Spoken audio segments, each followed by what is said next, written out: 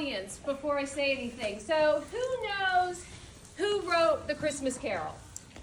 Oh, so many, raise hands. JB, I saw your hand shoot up first. JB, who wrote it? All right, who knows what year it was published? Ooh, harder question. Casey Lee, I see that hand up there. 1894. Incorrect. Mary Reiser. 1872. Incorrect. Anyone who has a guess? Down here in the front. 1883.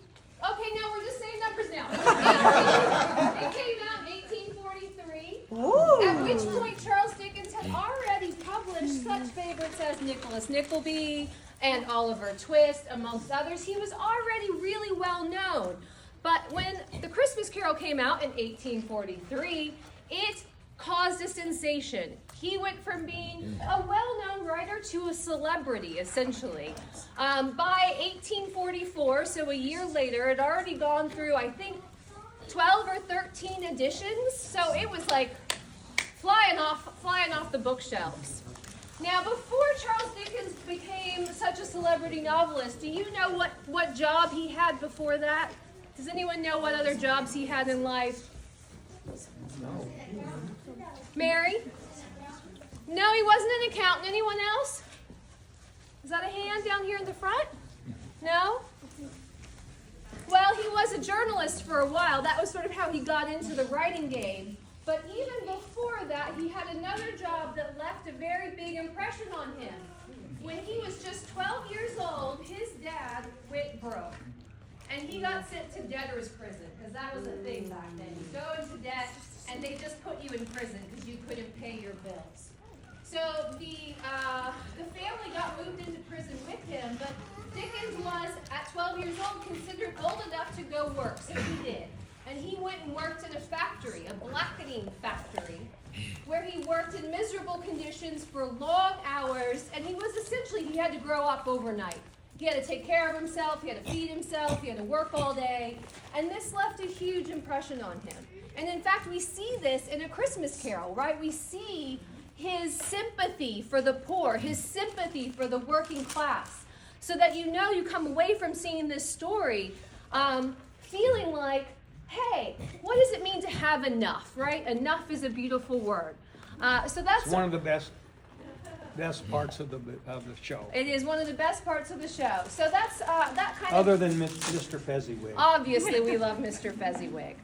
So that is a huge part of the Christmas story that we're about to see here. And the other thing that I would just say is that Dickens is often credited with inventing Christmas. This is probably an overstatement, but he did revive and renew interest in the holiday spirit, right? In the spirit of generosity, of feasting and eating and being together and sharing and being generous, right? So that's really, I think, the other key message of this tale we're about to watch. Excellent. Is taking care of each other, providing for each other, supporting one another. Excellent. So on that note, I will leave you to watch the show. All right.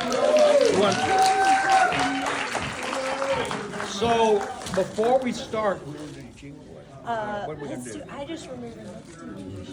Creighton Mershon hosts the 26th annual A Christmas Carol for his I family. think we can lead them through Okay. that one. Yeah. All right. Let's have a song. All right. Everybody who used to go to Actors Theater with us or has been through over the years, I was just thinking this is one that I remember from there, and because it has some relevance to the show. So shall we do We Wish You a Merry Christmas, everybody? I guess. And I don't know exactly the order of the verses, but let's see if we can wing it. And somewhere in there is figgy pudding. So we'll get to that part, and I think that has a part in the show, right? Should we try it? Yeah. Okay. Warm up your voices. Me, me, me, me, me. Ready?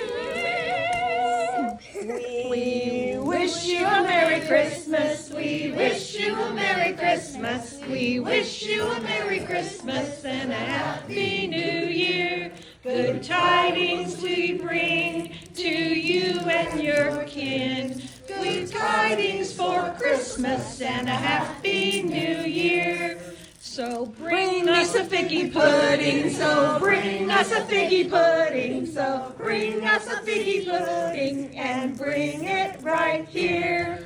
Shall we finish? Oh, until we get some. We won't go until we get some. We won't go until we get some. So bring it right here. Shall we finish with one that everybody knows called yeah. Jingle Bells? Yeah. Oh, yeah.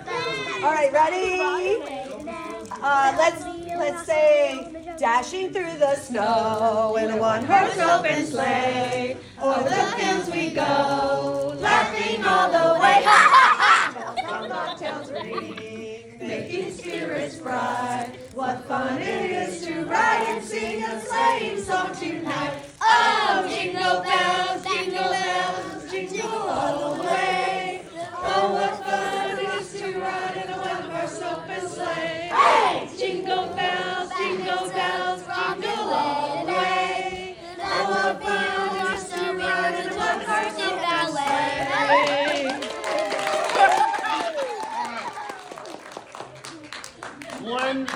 One last thing. When the show is over, you want everybody to come Right up here. here, and we're going to get a group photo as best we can. We'll try.